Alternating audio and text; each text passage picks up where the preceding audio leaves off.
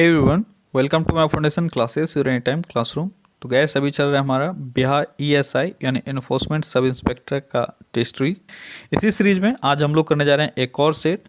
और अगर आप चैनल पे न्यू हो तो चैनल को सब्सक्राइब कर लो और वीडियो को स्टार्ट करने से पहले एक लाइक कर दो यार। और जो भी आपके फ्रेंड्स हैं सबको बुला लो जल्दी से, ताकि हम लोग सब मिलके सेट शुरू कर सकें। तो चलिए स्टार्ट करते हैं आज का सेट। तो आज का हमारा पहला क्वेश्चन है, चामर ग्राही यक्षिणी की मूर्ति जो पटना संग्रहालय में सुरक्षित है किस स्थान से प्राप्त हुई है? कौन सा मूर्ति? चामर ग्राही यक्षिणी का मूर्ति कहाँ से प्राप्त हुआ है? ये दीदारगंज से प्राप्त हुआ है। ठीक है। अगला क्वेश्चन है, बिहार के किस जिला को 1942 ईस्वी के आंदोलन के दौरान अपराधी जिला घोषित किया गया था? 1942 के आंदोलन के दौरान अपराधी जिला सारण को घोषित किया गया था। अगला क्वेश्चन है, 1857 के महान विप्लव का प्रारंभ पटना में किसके नेतृत्व में हुआ था? 1857 के महान विप्लव का प्रारंभ पटना में पीर अली के नेतृत्व में हुआ था। अगला क्वेश्चन है, इब्राहिम लोदी के शासनकाल में बिहार का सूबेदार कौन था? इब्राहिम लोदी के शासनकाल में बिहार का सूबेदार था दरिया खान नुहानी। अगला क्वेश्चन है, पटना में अंग्रेजों द्वारा फैक्ट्री स्थापित की गई थी कब? आपको ये बताना है, अंग्रेजों ने पटना में कब फैक्ट्रियां लगाई थी? तो ये है 1651। ठीक है, अंग्रेजों के द्वारा 1651 में पहला फैक्ट्री लगाया गया था अंग्रेजों के द्वारा। अगला क्वेश्चन है, बिहार में स्थित पावापुरी किस धर्म से संबंधित स्थल है? तो पावापुरी बहुत ही फेमस है, आप जान ही रहे हो, जैन धर्म से संबंधित है क्योंकि यहाँ पे महावीर का निर्वाण हुआ था। अगला क्वेश्चन है, सबसे पहले कौन सा हड़प्पाकालीन स्थल खोजा गया? सबसे पहले किस हड़प्पाकालीन स्थल को खोजा गया था? हड़प्पा को खोजा गया था 1921 में दयाराम साहनी के नेतृत्व में। ठीक है। अगला क्वेश्चन है, बांग्लादेश की मुक्ति के समय पाकिस्तान के शासक कौन थे? बांग्लादेश के मुक्ति के समय पाकिस्तान के शासक कौन थे? ये थे याहियान खान। कौन थे? याहियान खान। और बांग्लादेश को मुक्ति कब मिला? 1971 ईस्वी में 23 मार्च को। ठीक है, ध्यान रखना, बहुत इसमें थोड़ा सा कन्फ्यूजन हो सकता है, अलग क्वेश्चन अलग ढंग से पूछा सकता है आपको कि बांग्लादेश के मुक्ति के बाद पाकिस्तान के शासक कौन हुए, या 1971 के अंतिम समय में यानी अंतिम महीनों में कौन थे शासक। अगर इस तरह से पूछा जाए तो आंसर बदल जाएगा, और मुक्ति के समय कौन थे तो आंसर बदल जाएगा, क्योंकि 23 मार्च 1971 को बांग्लादेश आज़ाद हुआ। उस वक्त जो शासन थे वो थे याहियान खान, लेकिन 71 में ही याहियान खान की जो शासन है वह समाप्त हो गई और जेड.ए. भुट्टो, ठीक है, जेड.ए. भुट्टो ये फिर बन गए थे वहाँ के पीएम 1971 दिसंबर मंथ के दिसंबर सबके टाइम में। ठीक है, तो थोड़ा सा इसका ध्यान रखना।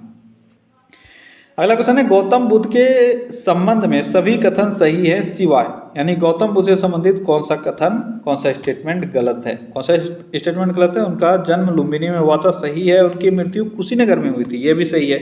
उन्हें ज्ञान की प्राप्ति राजगिरी में हुई थी, ये गलत है। उन्हें ज्ञान की प्राप्ति गया में हुई थी, बोध गया में निरंजना नदी के तट पर। राजगिरी में किसको हुआ था?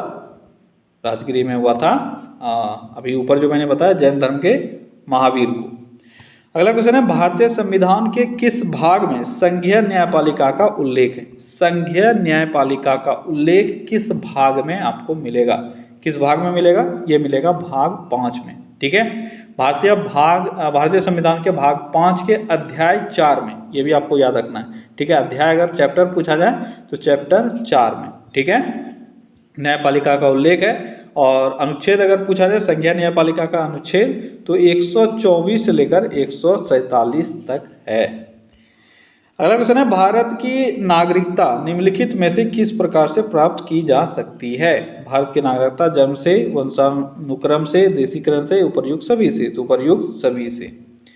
अगला क्वेश्चन है, लाइफ डिवाइन पुस्तक के लेखक कौन है? लाइफ डिवाइन पुस्तक के लेखक कौन है? कौन है? यह है अरविंद घोष। अगला क्वेश्चन क्या है, निम्नलिखित में से एक को छोड़कर सभी समुद्री तट भारतीय प्रायद्वीप के पश्चिमी तट में है, वह अकेला कौन सा है जो पश्चिमी तट में नहीं है? कौन सा?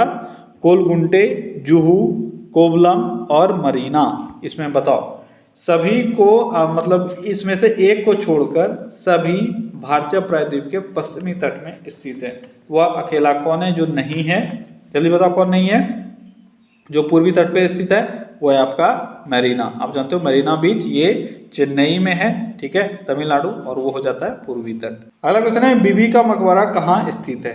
बीबी का मकबरा कहाँ स्थित है? बीबी का मकबरा तो ये स्थित है औरंगाबाद में, ठीक है। बीबी का मकबरा औरंगाबाद महाराष्ट्र में स्थित है और औरंगजेब की पत्नी रबिया उद्दौरानी का ये मकबरा है। किसका है? रबिया उद्दौरानी का, ठीक है। ताजमहल की आकृति में होने के कारण इसे ताजमहल का दूसरा रूप भी बोल सकते हो ना, उसका फोटोकॉपी भी बोला जाता है, ठीक है।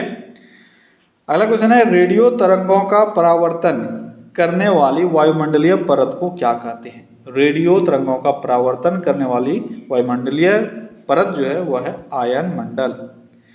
अगला क्वेश्चन है पृथ्वी पर सबसे गहरा पृष्ठ या सरफेस डिप्रेशन है, सबसे गहरा पृष्ठ गर्त कहाँ है?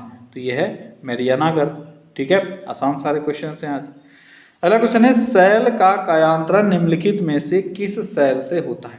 शैल का कायांतरण, शैल एक कायांतरित चट्टान है और इसका कायांतरण किससे होता है? ये होता है स्लेट से, ठीक है। अगला क्वेश्चन है उष्ण मरुस्थल प्रायः कहाँ पाए जाते हैं? उष्ण मरुस्थल प्रायः कहाँ पाए जाते हैं? कर्क रेखा और मकर रेखा के पश्चिमी उपांतों में आपको देखने को मिलेगा उष्ण मरुस्थल। अगला क्वेश्चन है उत्तरी गोलार्ध की अपेक्षा दक्षिणी गोलार्ध में शीतकाल अधिक सख्त होता है, ऐसा क्यों? उत्तरी गोलार्ध की अपेक्षा दक्षिणी गोलार्ध में शीतकाल अधिक सख्त होता है, क्या कारण है इसका? इसका कारण है उत्तरी गोलार्ध में सूर्य का प्रकाश अधिक मिलता है, ठीक है। क्यों मिलता है? क्योंकि झुकी हुई जो इसका स्ट्रक्चर है उसके कारण से। अगला क्वेश्चन है निम्नलिखित पूर्व थल सेनाध्यक्षों में से प्रथम फील्ड मार्शल कौन था? तो प्रथम फील्ड मार्शल कौन हुए? ये हुए कौन? मानेकशॉ। इसमें करियप्पा से बहुत लोग कंफ्यूज कर देते हैं, ठीक है। आपसे क्या पूछा जा रहा है? पहला फील्ड मार्शल, पहले फील्ड मार्शल कौन थे? ये थे मानेकशॉ, ठीक है। अगला क्वेश्चन है क्या है मल्लिका साराभाई निम्नलिखित में से किसके साथ जुड़ी हुई हैं? मल्लिका साराभाई, मल्लिका साराभाई किससे जुड़ी हुई है? ये जुड़ी हुई है शास्त्रीय संगीत से, सॉरी शास्त्रीय नृत्य से। अगला क्वेश्चन है पियरे कॉर्डिन नाम निम्नलिखित में से किस क्षेत्र के साथ जुड़ा हुआ है? पियरे कॉर्डिन किस क्षेत्र से जुड़ा हुआ है? किस से जुड़ा है? ये जुड़ा है फैशन डिजाइनिंग से। अगला क्वेश्चन है संसद के दो क्रमिक अधिवेशनों के बीच अधिकतम कितने समय का अंतराल अनुमति है? अंतराल का अनुमति है, यह है 6 महीना। अगला क्वेश्चन है राग मियाँ की मल्हार का रचयिता किसे माना जाता है? मियाँ की मल्हार, इसके रचयिता कौन है? कौन है इसके रचयिता? इसके रचयिता है तानसेन, ठीक है। क्या है नाम? मियाँ की मल्हार, ठीक है। अगला क्वेश्चन क्या है भारत का पहला इंजीनियरिंग कॉलेज कहाँ स्थित है? भारत का पहला इंजीनियरिंग कॉलेज कहाँ खुला था? कहाँ खुला था? ये खुला था रुड़की में। अगला क्वेश्चन है केंद्र शासित प्रदेश का प्रशासक कौन होता है? केंद्र शासित प्रदेश का प्रशासक उपराज्यपाल होता है। कौन होता है? उपराज्यपाल। अगला क्वेश्चन है हरि प्रसाद चौरसिया का संबंध किस संगीत वाद्य से है? हरि प्रसाद चौरसिया किस फील्ड से हैं? ये हैं बांसुरी बजाने वाले वादक। अगला क्वेश्चन है भारत के राष्ट्रीय ध्वज में बने अशोक चक्र में तिलियों की संख्या कितनी है? तो अशोक चक्र में तिलियों की संख्या है 24। अगला क्वेश्चन है लॉन्ग वॉक टू फ्रीडम पुस्तक के लेखक कौन है? लॉन्ग वॉक टू फ्रीडम पुस्तक के लेखक है नेल्सन मंडेला। अगला क्वेश्चन है क्षेत्रीय परिषदों की अध्यक्षता कौन करता है? क्षेत्रीय परिषदों की अध्यक्षता कौन करता है? कौन करता है क्षेत्रीय परिषद की अध्यक्षता? तो इसकी अध्यक्षता की जाती है गृह मंत्री के द्वारा। अगला क्वेश्चन है निम्नलिखित में से किसको डेजर्ट फॉक्स कहा जाता है? डेजर्ट फॉक्स किसको कहा जाता है? डेजर्ट फॉक्स किसको कहा जाता है? ये कहा जाता है जनरल रोमेल को। जनरल रोमेल को डेजर्ट फॉक्स के उपनाम से जाना जाता है। अगला क्वेश्चन है किस लोकसभा का कार्यकाल बढ़ाया गया था? इन सब में से बताओ कौन सा एक ऐसा लोकसभा था जिसका कार्यकाल बढ़ाया गया था? यह है 5वीं लोकसभा, ठीक है। 5वीं लोकसभा का कार्यकाल बढ़ाया गया था। क्लियर है? अच्छा, अगर यहाँ पे नॉर्मल टेनर तो आप जानते ही हो 5 वर्ष होता है, लेकिन 5वीं लोकसभा जो थी ये 1976 के टाइम में 5वीं लोकसभा का कार्यकाल 2 बार 1-1 वर्ष के लिए बढ़ाया गया था। ठीक है। अगला क्वेश्चन है सर्वोच्च न्यायालय किस परिस्थिति में रिट जारी कर सकता है? सर्वोच्च न्यायालय किस परिस्थिति में रिट जारी करता है? किस परिस्थिति में करता है? मूल अधिकारों के प्रवर्तन के लिए। अगला क्वेश्चन है उबेर कप किस खेल से संबंधित है? उबेर कप किस खेल से संबंधित है? किस खेल से संबंधित है? ये बैडमिंटन से संबंधित है। अगला क्वेश्चन है आईएमएफ की स्थापना निम्नलिखित में से किन उद्देश्यों को पूरा करने के लिए की गई थी? आईएमएफ का स्थापना बताओ किस उद्देश्य के साथ हुआ था? कौन कौन सा सही होगा? पहला क्या है? अंतर्राष्ट्रीय मुद्रा सहयोग को प्रोत्साहित करना। दूसरा है अंतर्राष्ट्रीय व्यापार का प्रसार। तीसरा है व्यापार संतुलन में वैषम्य को कम करना। प्रतिस्पर्धी विनिमय मूल्य ह्रास को कम करना। इन चार में से क्या होगा आपका सही आंसर? आपका सही आंसर होगा 1, 2 और 3। ये 3 चीजें हैं जिसके लिए आईएमएफ की गठन की गई थी। अगला क्वेश्चन है निम्नलिखित में संबंध बनाइए। एक तरफ दिया हुआ है उद्योग, दूसरा तरफ दिया हुआ है क्षेत्र। आपको बताना है कौन सा किसके साथ मैच कर रहा है। ठीक है, तो चलो एक तरफ से मैच करो जल्दी से। पहला है मूलभूत उद्योग, दूसरा है सामरिक उद्योग, तीसरा है क्रांतिक उद्योग, चौथा है माल आधारित उद्योग। इधर है उर्वरक, पेट्रोलियम, ऑटोमोबाइल, शस्त्र और गोला बारूद। आपको मैच करना है, जल्दी से मैच करो। क्या होगा सही आंसर? तो सही आंसर चलो पहले मैच कर लेते हैं। तो मूलभूत उद्योग उर्वरक, पेट्रोलियम, ऑटोमोबाइल, शस्त्र और गोला बारूद। इसमें से मूलभूत उद्योग कौन सा दिख रहा है? यह है पेट्रोलियम। ठीक है। सामरिक उद्योग कौन सा है? सामरिक उद्योग है आपका गोला बारूद वाला। क्रांतिक उद्योग कौन सा है? क्रांतिक उद्योग है ऑटोमोबाइल। ठीक है। और माल आधारित उद्योग कौन सा है? यह है उर्वरक। ठीक है, तो आपका सही ऑप्शन जो है वो हो जाएगा डी। अगला क्वेश्चन है भारत में सिंचाई की सबसे लंबी नहर का नाम क्या है? सिंचाई की सबसे लंबी नहर है इंदिरा नहर, और इससे पानी जो जनरली मिलता है वो मिलता है राजस्थान क्षेत्र को। और इंदिरा नहर में जो पानी जाता है जिस नदी से वो है सतलज नदी और ब्यास नदी। अगर दोनों ऑप्शन में रहे तो आपका आंसर होगा सतलज नदी। अगला क्वेश्चन है द्वंद न्याय या डायलेक्टिक्स शब्द किसका संकेत करता है? डायलेक्टिक्स जल्दी बताओ। डायलेक्टिक्स का मतलब क्या होता है? देखो डायलेक्टिक्स का मतलब होता है कि बहुत ज़्यादा ब्रेन स्टॉर्मिंग के बाद किसी भी तथ्य तक पहुंचना, यानी किसी भी तथ्य के सच्चाई तक पहुंचना। इसको द्वंद्ववाद भी कहा जाता है। ठीक है, क्या हुआ इसका मतलब? इसका मतलब हुआ तर्क वितर्क तथा चर्चाओं के बाद सत्य का पता लगाना। अगला क्वेश्चन क्या है? टी.एन. चतुर्वेदी जिनका हाल ही में निधन हो गया वे डैश थे। टी.एन. चतुर्वेदी क्या थे जिनका भी हाल ही में निधन हो गया, यानी इसी वर्ष इनका निधन हुआ है? क्या थे वो थे एक नौकरशाह। वह कर्नाटक के पूर्व राज्यपाल थे और इनका भी निधन हुआ। अगला क्वेश्चन है भारत ने वर्ष 2019 के लिए यात्रा और पर्यटन प्रतिस्पर्धात्मकता सूचकांक यानी TTCI में कौन सा स्थान प्राप्त किया है? तो भारत ने कौन सा स्थान प्राप्त किया है? किस चीज में? तो यात्रा और पर्यटन प्रतिस्पर्धा में। यह है 34वां स्थान जो भारत को मिला है। ठीक है। अगला क्वेश्चन क्या है? अगला क्वेश्चन है वर्ष 2020 के भारतीय विज्ञान कांग्रेस यानी ISC का विषय क्या है या क्या था? तो 2020 के भारतीय विज्ञान कांग्रेस का विषय था विज्ञान और प्रौद्योगिकी ग्रामीण विकास। ठीक है, और इसका आयोजन कहाँ हुआ? इसका आयोजन हुआ था बेंगलोर में। अगला क्वेश्चन है डैश गुजरात की ट्रेडमार्क साड़ी है, यानी इन चारों में से आपको बताना है कि कौन सी एक गुजरात की ट्रेडमार्क साड़ी है। यह है आपका पटोला साड़ी, जो अभी हाल ही में चर्चा में भी था। ठीक है, और ये बहुत ही कीमती साड़ी है और ये गुजरात का ट्रेडमार्क साड़ी है। अगला क्वेश्चन है डैश भारतीय विज्ञान कांग्रेस 3 से 7 जनवरी 2020 तक आयोजित की जाती है या की गई? 3 से 7 जनवरी 2020 तक कितनवीं थी इस बार? तो इस बार थी 107वीं। ठीक है, और कहाँ की गई? बेंगलोर में। अगला क्वेश्चन है बिना दुर्ग के एकमात्र सिंधु नगर का कौन सा था? बिना दुर्ग का एकमात्र सिंधु नगर, देखो जो सिंधु नगर था सैंधव सभ्यता का जो नगर था वो दुर्ग और टीला में बटा हुआ था, 2 भागों में। मैंने बहुत अच्छे से एक्सप्लेन किया मैं आपको। ठीक है, तो आपको बताना है बिना दुर्ग वाला एकमात्र नगर कौन सा था? कौन सा था? ये था आपका चाणक्य। ठीक है। अगला क्वेश्चन है सरकार के स्ट्रीट लाइटिंग नेशनल प्रोग्राम क्या है? कौन सा प्रोग्राम है? Street lighting national programme SLNP को किसने लागू किया था? आपको ये बताना है। SLNP इस अभी हाल ही में इसका 5th एनिवर्सरी मनाया गया है। और ये कंपनी कौन सा है जिसने इसको लागू किया था? ये है EESL। क्या है? EESL। कोई मुझे EESL का फुल फॉर्म बताओ। ये कंपनी है जिसने ये लागू किया था। आपका जो उज्ज्वला योजना है जिसके तहत LED बल्ब दिए जाते थे, और आपका दूसरा कौन सा है? SLNP यानी स्ट्रीट लाइटिंग नेशनल प्रोग्राम। ये दोनों इसी के द्वारा चलाया गया है। EESL का फुल फॉर्म क्या हुआ?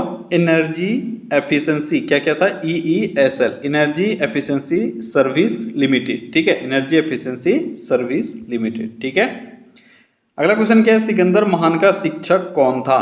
सिकंदर महान के गुरु कौन थे? जल्दी बताओ, कौन थे सिकंदर महान के गुरु? तो ये थे अरस्तु। क्लियर है। अगला क्वेश्चन है, निम्नलिखित संधियों को काल क्रमानुसार रखिए, यानी कब कौन सा संधि हुआ आपको शुरू से लेकर लास्ट तक सबको बताना है। सबसे पहले कौन सा हुआ, उसके बाद कौन सा, उसके बाद कौन सा। तो क्या होगा आपका सही आंसर? देखो, सबसे पहले क्या हुआ था? सबसे पहले सालवाई की संधि हुई थी, फिर हुई थी श्रीरंगपट्टनम की संधि, फिर बेसिन की संधि, और लास्ट में अमृतसर की संधि। तो आपका सही आंसर हो जाएगा सी। ठीक है, अगला क्वेश्चन है, मदुरई तक सफलतापूर्वक बढ़ने वाला दिल्ली का जनरल कौन था? मदुरई तक सफलतापूर्वक बढ़ने वाला दिल्ली का जनरल कौन था? यह था मलिक काफूर। अगला क्वेश्चन है, निम्नलिखित में से कौन सी साहित्यिक रचना शास्त्रीय संस्कृत साहित्य से संबंधित है? शास्त्रीय संस्कृत साहित्य से संबंधित कौन सा रचना है? कौन सा रचना है वो है आपका मेघदूतम। ठीक है, और मेघदूतम किसके द्वारा लिखा गया है? कालिदास के द्वारा लिखा गया। बहुत ही फेमस बुक है, और ये आपका एक संस्कृत भाषा में लिखा गया रचना है। ठीक है, अगला क्वेश्चन है, जब किसी तालाब के शांत जल में पत्थर फेंका जाए तो तालाब में जल के पृष्ठ पर उठने वाली लहरें होती है। देखो, यहाँ पे दो तरह के लहरें उठ सकती है, या तो अनुदैर्घ्य या अनुप्रस्थ। ठीक है, तो आपको क्या पूछा जा रहा है? तालाब में शांत जल है, आपने उसमें पत्थर फेंका, तो अगर पत्थर फेंकोगे तो आप देखोगे लहरें जो उठती है वो इस तरह के फॉर्म में उठती है, और पत्थर आपका नीचे चला जाता है। यानी जो स्पीड का डायरेक्शन है, ठीक है, जो पत्थर का डायरेक्शन है उसके जस्ट 90 डिग्री पे यानी परपेंडिकुलर पे आपका वेव बनता है पानी में। ठीक है, और जब भी इस तरह का वेव बनता है तो इसको हम लोग क्या बोलते हैं? इसको हम लोग बोलते हैं अनुप्रस्थ वेव। ठीक है, और अगर इसी के रेखा में यानी जो मूवमेंट है उसी के पैरेलल में अगर वेव फॉर्म होता तो उसको हम लोग अनुदैर्घ्य बोलते हैं। ठीक है, अगला क्वेश्चन है, किसी चट्टान के किनारे पर खड़ा एक आदमी एक पत्थर को किसी गति से सीधा ऊपर की ओर फेंकता है, फिर वह एक अन्य पत्थर को उसी गति से नीचे की ओर फेंकता है। उन दोनों पत्थरों की गति का अनुपात ज्ञात कीजिए जब वे जमीन पर टकराते हैं। बहुत ही अच्छा क्वेश्चन, जल्दी बताओ क्या होगा आंसर? तो आपका सही आंसर होगा 1:1। ठीक है, अब देखो ये है प्लेटफॉर्म, यहाँ से किसी भी पत्थर के टुकड़े को ऊपर फेंका गया और एक पत्थर के टुकड़े को नीचे फेंका गया। ठीक है, अब नीचे जिस स्पीड से फेंका गया है, ऊपर वाला जो बॉल फेंका गया, जो पत्थर फेंका गया, वो जब इस लेवल पे आ जाएगा, जिस लेवल से उसने फेंका था इस लेवल पे आ जाएगा, तब इसके बाद इसका स्पीड सेम होगा, पहले वाले बॉल के स्पीड के बराबर में होगा। ठीक है, यानी ये चीज आपका क्लियर हो गया यहाँ पे। ठीक है, तो अगर स्पीड सेम होगा तो रेशियो क्या होगा? 1:1। अगला क्वेश्चन है, स्टोर्ड प्रोग्राम की अवधारणा किसने शुरू की थी? स्टोर्ड प्रोग्राम, कंप्यूटर से आपका एक क्वेश्चन है। स्टोर्ड प्रोग्राम की अवधारणा किसके द्वारा प्रस्तुत की गई थी? ये स्टार्ट की गई थी जॉन वॉन न्यूमैन के द्वारा। अगला क्वेश्चन है, डायोप्टर किसकी इकाई है? आसान सा क्वेश्चन है। डायोप्टर लेंस की क्षमता की इकाई है। किसकी इकाई है? लेंस की क्षमता की इकाई है। अगला क्वेश्चन है, हाल ही में जारी हेनले पासपोर्ट इंडेक्स 2020 में भारत किस स्थान पर है? हेनले पासपोर्ट इंडेक्स में भारत है 84th पोजीशन पे। ठीक है, अगला क्वेश्चन है, हाल ही में जारी हेनले पासपोर्ट इंडेक्स 2020 में निम्नलिखित में से कौन सा देश शीर्ष पर है? तो हेनले पासपोर्ट इंडेक्स में शीर्ष पर है जापान। अगला क्वेश्चन है, घाना में भारतीय राजदूत कौन नियुक्त किए गए? घाना में भारतीय राजदूत कौन है? ये है सी सुगंध राजाराम। ठीक है, अगला क्वेश्चन है, 23वें राष्ट्रीय युवा महोत्सव 2020 की शुरुआत लखनऊ उत्तर प्रदेश में किस थीम के साथ हुई? तो 23वां युवा महोत्सव, राष्ट्रीय युवा महोत्सव 2020, इसका जो आयोजन है वो लखनऊ में क्या किया था? किस थीम के साथ? तो फिट यूथ फिट इंडिया के साथ। क्या था theme? Fit youth fit India. अगला क्वेश्चन है सल्फ्यूरिक अम्ल है यानी सल्फ्यूरिक एसिड कैसा है। तो सल्फ्यूरिक एसिड द्विक्षारकी या डायबेसिक होता है। ठीक है, अगर किसी भी जो मॉलिक्यूल है किसी भी कंपाउंड के पास 2 हाइड्रोजन हो जिसको आयोनाइज किया जा सके तो इसको हम लोग क्या बोलते हैं, डायबेसिक या द्विक्षारकी। अगर 3 होगा तो ट्राइबेसिक। ठीक है, अगला क्वेश्चन है गैसों के निम्न समूहों में से कौन सा हरित घर प्रभाव यानी ग्रीन हाउस इफेक्ट करता है। यह है कार्बन डाइऑक्साइड और मीथेन। अगला क्वेश्चन है किस राज्य में उसके पारंपरिक अनुष्ठानों के अद्भुत संगम महोत्सव लाई हरोओबा मनाया जाता है। लाई हरोओबा ये कहाँ मनाया जाता है। देखो ये आपके ऑप्शन पे डिपेंड करेगा। ठीक है, एक और इसमें ऑप्शन में एक और आंसर हो सकता था, ये है मणिपुर। ठीक है, मणिपुर। तो 2 जगह आप याद रखना, त्रिपुरा और मणिपुर, इन दोनों जगहों पे ये उत्सव लाई हरोओबा मनाया जाता है। अगला क्वेश्चन है निम्न 3 आर में से किन को पर्यावरण के अनुकूल माना जाता है। अच्छा, ट्रिपल आर, इसका फुल फॉर्म आपको बताना है। ट्रिपल आर ये जो इन्वायरमेंट से रिलेटेड होता है, ट्रिपल आर आपको बताना है ये क्या क्या होता है। इसमें क्या क्या होता है जल्दी बताओ। इसमें होता है रिड्यूस, रीयूज और रिसाइकिल। तो आपका डी ऑप्शन सही हो जाएगा। ठीक है, अगला क्वेश्चन है पेट्रोलियम और प्राकृतिक गैस का केंद्रीय मंत्री अभी कौन है। पेट्रोलियम और प्राकृतिक गैस का केंद्रीय मंत्री अभी है धर्मेंद्र प्रधान।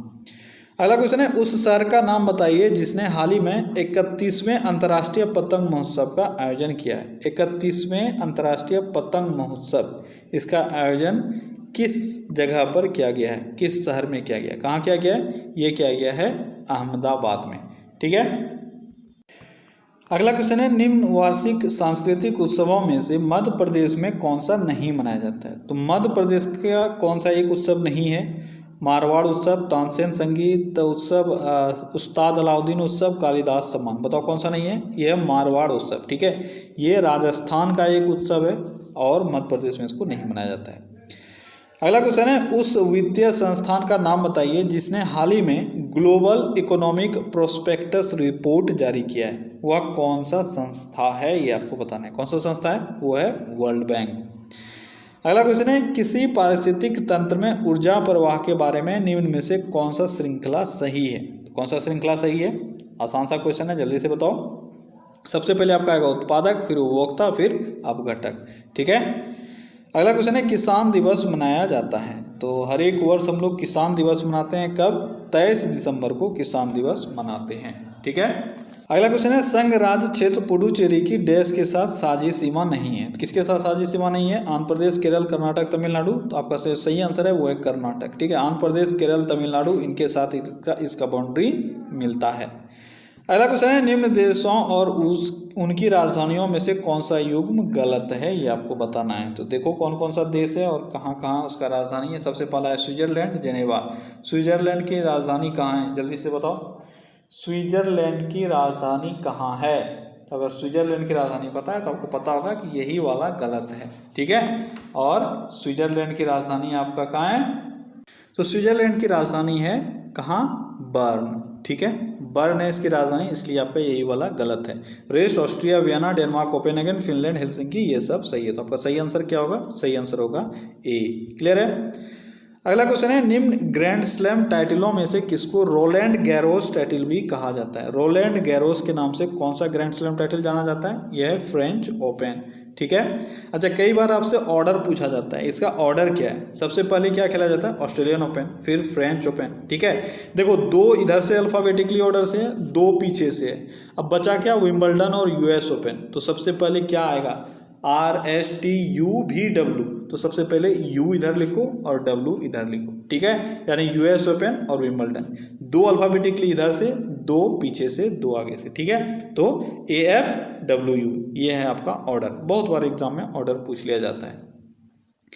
अगला क्वेश्चन है सत्यजीत रे द्वारा निर्देशित निम्न फिल्मों में से कौन सी रविन्द्रनाथ टैगोर द्वारा लिखित कहानी नष्ट नीर पर आधारित है। नष्ट नीर पर आधारित एक फिल्म है। नष्ट नीर किसके द्वारा लिखित कहानी है, रविन्द्रनाथ टैगोर के द्वारा, और सत्यजीत रे ने इस पर एक फिल्म बनाया है, उसका नाम है चारुलता। ठीक है, नष्ट नीर का मतलब हो गया ब्रोकन नेस्ट। क्या होता है, ब्रोकन नेस्ट मतलब टूटा हुआ घोंसला। ठीक है, और चारुलता का मतलब क्या होता है, द लोनली वाइफ। ठीक है, चारुलता का द लोनली वाइफ, इसको इंग्लिश में ऐसे बोला गया है। अगला क्वेश्चन है, निम्न में से कौन सी साहित्यिक रचना आर के नारायण द्वारा नहीं लिखी गई है? ठीक है, आर के नारायण के द्वारा कौन सा नहीं लिखा गया है? क्या क्या है आपका ऑप्शन देखो, Malgudi's days, Swami and his friends, guide और गार्डनर।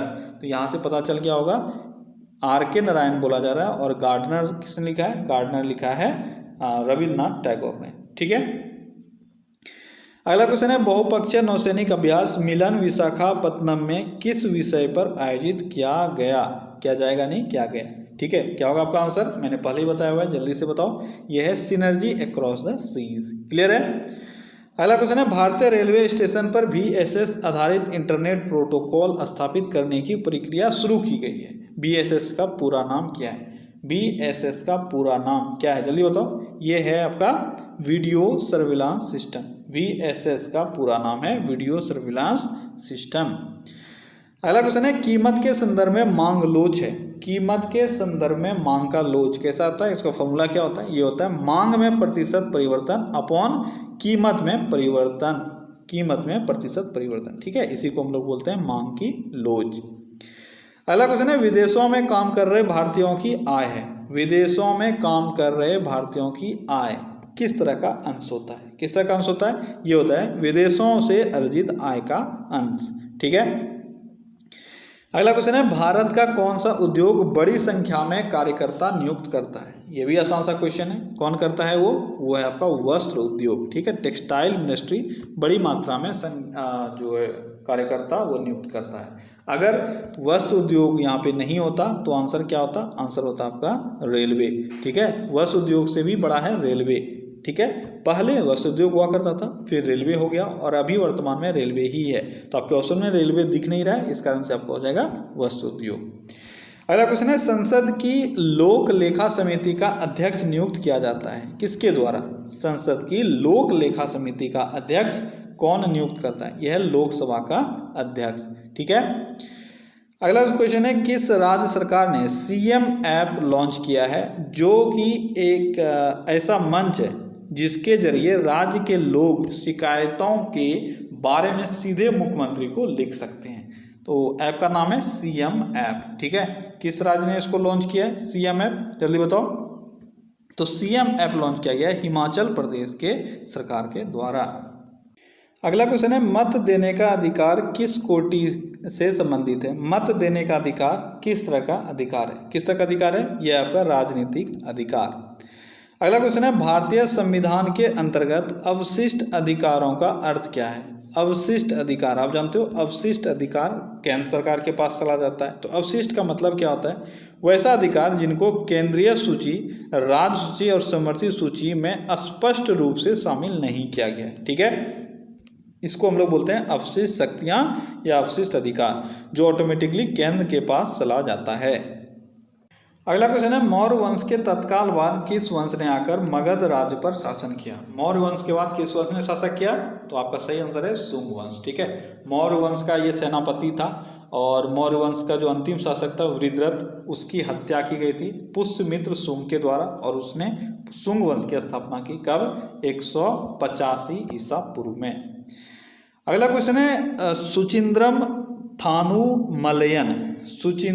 थानुमलयन मंदिर के रथ उत्सव की शुरुआत बड़ी धूमधाम से और भक्ति के साथ की जाती है। यह मंदिर किस राज्य में स्थित है? क्या है नाम मंदिर का? सुचिंद्रम थानुमलयन। यह मंदिर किस राज्य में स्थित है? किस राज्य में स्थित है? तमिलनाडु में स्थित है। अगला क्वेश्चन है, निम्न में से किन मुगल सम्राटों ने स्वयं अपनी आत्मकथा लिखी थी? स्वयं अपनी आत्मकथा लिखी गई थी किसके किसके द्वारा? एक तो है बाबर और दूसरा है जहांगीर। ठीक है, इन दोनों ने अपना आत्मकथा खुद से लिखा था। अगला क्वेश्चन है, किस भारतीय राज्य पर कब्जा करने के लिए राज्य अपहरण नीति को नहीं अपनाया गया था? इन चारों में से आपको बताना है राज्य अपहरण नीति नहीं अपनाया गया था। किसके लिए? तो आपका सही आंसर है वो है पंजाब। ठीक है, राज्य अपहरण नीति या डॉक्ट्रिन ऑफ लैप्स ये आप जानते हो, डलहौजी के द्वारा इसको चालू किया गया था और 1848 से लेकर 1856 तक यह अस्तित्व में रहा। ठीक है, इसके तहत बहुत सारे राज्यों को क्या कर लिया गया था? एनेक्स कर लिया गया था। ठीक है। सबसे पहले सतारा, ये भी आपसे पूछा जाता है, सबसे पहले किसको एनेक्स किया गया था? सतारा को किया गया था 1848 में। कुछ कुछ का डेट आपको याद रखना है। 1848 में सतारा, ठीक है। उसके बाद 1849 में एक किया गया था, किसी को याद है कौन सा? वो है आपका जैतपुर। कौन सा? जैतपुर, ठीक है। 1849 में जैतपुर। और एक और था संभलपुर, ठीक है। कौन सा था? संभलपुर, ठीक है। ये हो गया 49 में। और इसके बाद भी और भी बहुत सारा है, जैसे उदयपुर है, नागपुर है, इन सबको भी एनेक्स किया गया था। याद रखना दो और डेट आप याद रखो, 1854 में नागपुर और झांसी को एनेक्स किया गया था 1854 में, ठीक है। और भी बहुत सारा राज्य जिसको एनेक्स किया गया था, जैसे उदयपुर है, नागपुर है। हाँ, नागपुर का आप डेट याद रखना, नागपुर और झांसी का, ये है 1854, ठीक है। 1854 में नागपुर और झांसी को एनेक्स किया गया था, ठीक है। ये सारी चीज़ें हो गए। और एक और आपका आएगा अवध, आपसे पूछा जाता है अवध को कैसे एनेक्स किया गया था। तो अवध को याद रखना, इसको जो डॉक्ट्रिन ऑफ लैप्स का नियम था, उसको उत्तराधिकारी अगर अपना खून नहीं होगा तो फिर उसको एनेक्स कर लिया जाएगा। इसके बेसिस पे अवध को नहीं एनेक्स किया गया था, वहाँ पे कुशासन के बल पे एनेक्स किया गया था, ठीक है। ये भी आपसे पूछा जाता है। अब यहाँ पूछा गया था सतारा हो गया, नागपुर हो गया, झांसी हो गया, ये तो अभी मैंने बताया, लेकिन पंजाब को एनेक्स नहीं किया गया था। अगला क्वेश्चन है, दूसरे विश्व युद्ध के दौरान निम्न में से कौन सा देश उन 3 ध्रुवीय शक्तियों में से एक नहीं था जिन्होंने मित्र राष्ट्र शक्तियों के विरुद्ध युद्ध किया था? तो वह कौन सा एक देश था? जल्दी बताओ कौन सा देश था? तो वो देश था चीन, ठीक है। देखो सेकेंड वर्ल्ड वार ये 1939 से लेकर 1945 तक चला था, और ये 2 गुटों में बढ़ गया था। एक था आपका एलीज जो मित्र राष्ट्र है, और दूसरा है धुरी जो एक्सिस राष्ट्र था, ठीक है। और धुरी में कौन कौन शामिल था? जर्मनी था, इटली था, जापान था। जर्मनी, इटली, जापान, ये तीनों धुरी में था, ठीक है। और कौन नहीं होगा यहाँ पे? ये हो गया आपका चीन, ठीक है। तो चीन किस में शामिल था? तो चीन आपका एलीज यानी मित्र राष्ट्र में शामिल था। मित्र राष्ट्र में कौन कौन आता है? यूएस आता है, रूस आता है, उस वक्त तो सोवियत संघ था, यूके आता है आपका, ठीक है, चाइना आता है, और एक और इसमें आ जाता है आपका फ्रांस, ठीक है। और भी छोटे छोटे बहुत सारे जो कॉलोनीज वगैरह थे इंडिया वगैरह, वो भी इसमें शामिल थे। तो यहाँ आपका सही आंसर हो जाएगा क्या? चीन, जो मित्र राष्ट्र, जो धुरी राष्ट्र नहीं था। अगला क्वेश्चन है, प्रायद्वीपीय भारत में उच्चतम पर्वत चोटी कौन सा है? प्रायद्वीपीय भारत में उच्चतम पर्वत चोटी है आपका अनायमोडी, जो अनामलाई श्रेणी में स्थित है। अगला क्वेश्चन है, किसी चट्टान को स्व स्थान पर तोड़ देना कहलाता है? किसी चट्टान को उसी के स्थान पर तोड़ देना क्या कहलाता है? ये कहलाता है अपक्षयन। क्या कहलाता है? अपक्षयन। किसी भी चट्टान को उसी के स्थान पे तोड़ देना, ठीक है। देखो बहुत सारे होते हैं, जैसे विघटन है, वियोजन है, तो बहुत सारे क्रिया होते हैं जिसके कारण से जो चट्टान है वो टूट जाता है, और टूट के बिखर के वहीं पड़ जाता है, ठीक है। अपर्दन क्रिया क्या है? ये घिस के होता है, घिस के ये मिट्टी के फॉर्म में आ गया, ये बहुत महीन क्रिया, महीन पार्टिकल्स में बदल गया, और ये वेदरिंग के कारण होता है, ठीक है। तो यहाँ आपका आंसर हो जाएगा अपक्षयन, ठीक है। अगला क्वेश्चन है, यूरोप की सबसे लंबी नदी कौन सी है? यूरोप की सबसे लंबी नदी कौन सी है? यूरोप की सबसे लंबी नदी तो ये आपका वोल्गा नदी, ठीक है। अगला क्वेश्चन है, निम्न में से कौन सा एक वितलीय आग्नेय शैल का उदाहरण है? ये वितलीय आग्नेय शैल क्या है? आग्नेय चट्टान, जब भी इग्नेयस रॉक का हम लोग बात करते हैं, 2 तरह का ये चट्टान है, एक है एक्सट्रूसिव और दूसरा है इंट्रूसिव। ये बहुत इंपॉर्टेंट है, याद रखना। इग्नियस रॉक का 2 टाइप है, एक है एक्सट्रूसिव और दूसरा है इंट्रूसिव, ठीक है। तो यहाँ आपसे किसका पूछ रहा है? वितलीय आग्नेय चट्टान, ये हुआ आपका इंट्रूसिव। अगर किसी को आता है तो बताओ इंट्रूसिव। तो देखो बस आपको एग्जाम्पल याद रखना है। क्या क्या याद रखना है? अच्छा, क्यों इसको एक्सट्रूसिव और इंट्रूसिव क्यों करते हैं? अगर मैग्मा जो है, ठीक है, वह पृथ्वी के सरफेस पे पहुंच जाए और फिर जमे, सरफेस पे पहुंचने के बाद जमे, तो इसको हम लोग एक्सट्रूसिव बोलते हैं, ठीक है। लेकिन सरफेस पे पहुंचने से पहले ही जम जाए तो इसको इंट्रूसिव बोलते हैं। क्लियर है? ये तो आपका क्लियर हो गया। अब कुछ कुछ एग्जाम्पल है जो आपसे पूछा जाता है। एक्सट्रूसिव का एग्जाम्पल आपका बेसाल्ट हो गया, ठीक है, ऑब्सीडियन हो गया, ठीक है, बेसाल्ट, ऑब्सीडियन, और कौन सा है?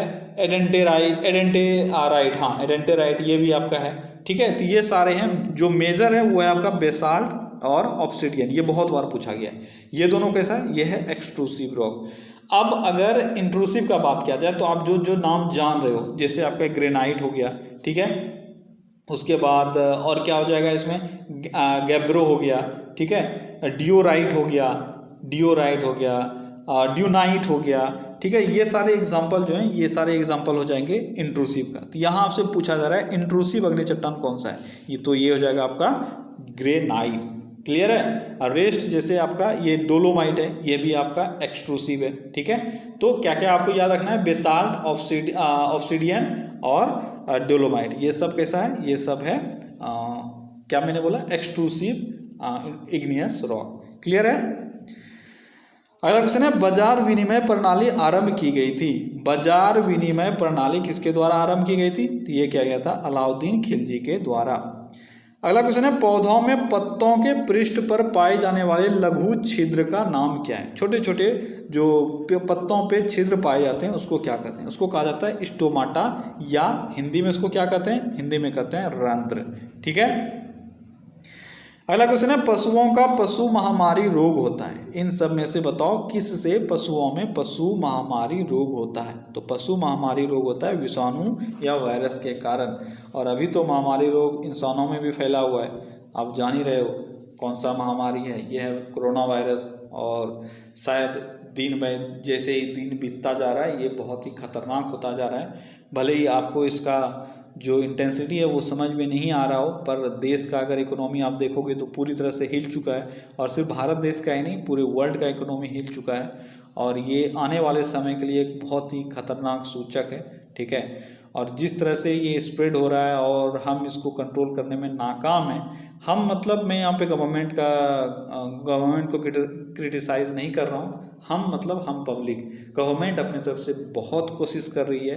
अब देखो, गवर्नमेंट कोई भी चीज़ आकर आपको बता सकती है, आपके लिए कुछ कर नहीं सकती है, ठीक है। ये हमारा अवेयरनेस है, हम लोग कितना इसमें एक्टिवली पार्टिसिपेट कर रहे हैं। आप देख रहे हो पढ़े लिखे लोग आके उसको स्प्रेड कर रहे हैं, मूर्ख लोग तो छोड़ ही दो, तो उन लोग इसमें कुछ बोल नहीं सकते हैं। क्या बोल सकते हैं, जो मूर्ख हैं चाहे वो पढ़ ले या कुछ कर ले, वो मूर्ख ही रहेंगे।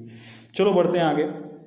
तो यहाँ पे बोला जा रहा था पशुओं का पशु महामारी रोग किससे फैलता है, तो ये है आपका विषाणु से, ठीक है। एक रोग है जिसको रिंडर पेस्ट बोलते हैं, ठीक है, रिंडर पोस्ट। ये बहुत रैपिडली फैलता है पशुओं में और ये एक वायरल डिजीज है।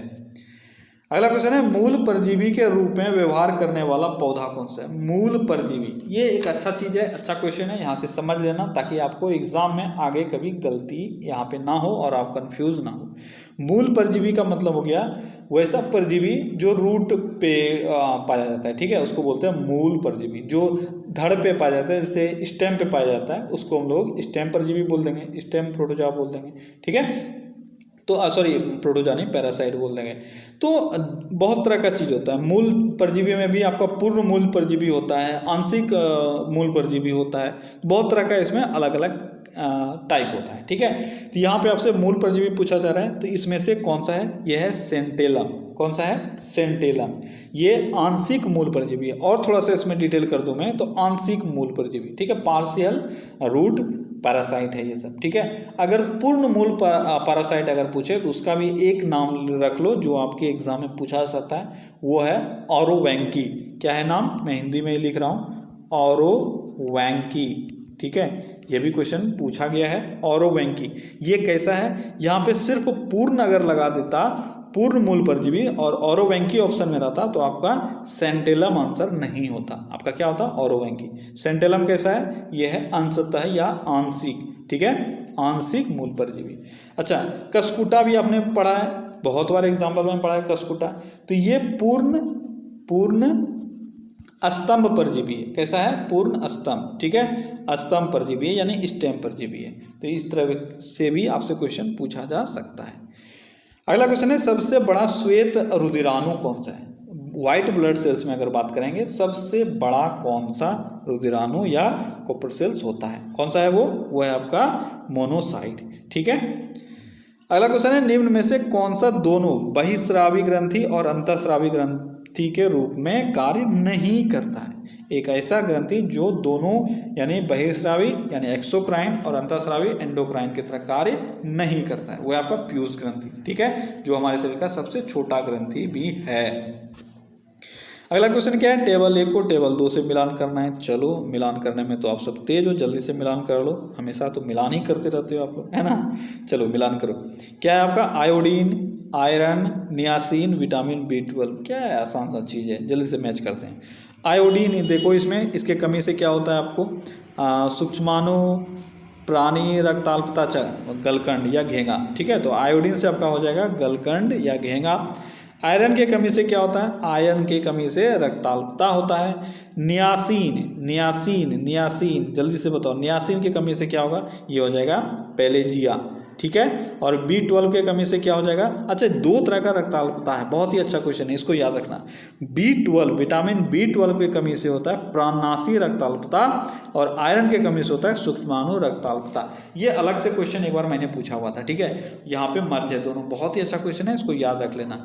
B12 इसके कारण प्राणनाशी रक्ताल्पता होता है, लेकिन आयरन की कमी से सूक्ष्माणु रक्ताल्पता होता है। क्लियर है, तो आपका सही आंसर हो जाएगा डी। अगला क्वेश्चन क्या है, नॉर्वे का तट एक उदाहरण है।